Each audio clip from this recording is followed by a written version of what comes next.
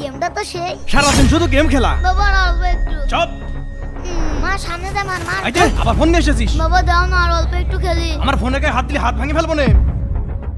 বাবা দেখার আগে কাটে পড়ি। আব্দুল আওয়াল সাহস কত বড়, ফোন নিয়ে পালাচ্ছে। দে বাইরে চল, চল বাইরে চল। যা।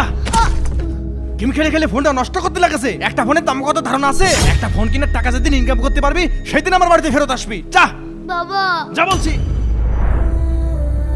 ভাই কি রে? আমার এই কাজে নেওয়া যাবে নি? কি তুই কাজ করবি? এত ভারী ভারী ইট উঁচু করতে পারবি নি? নেন 2 দিন পরে এমনি পলাবি।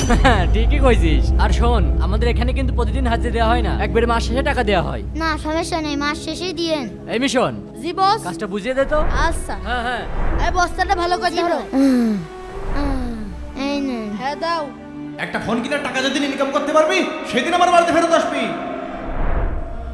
হ্যাঁ কাজ কমপ্লিট হয়ে গেছে, আজকে রাতে বাড়ি আসতেছি। ভাই কি রে? আমার বেতনটা এবার দেন। মালিক বাইরে আছে, আজকে টাকা দেবে। এক সপ্তাহ আগে কাজ শেষ হয়ে গেছে তো, এই জন্য মহাজন খুশি হয়ে সবাইকে স্মার্টফোন গিফট করছে। কি সত্যি বলছেন?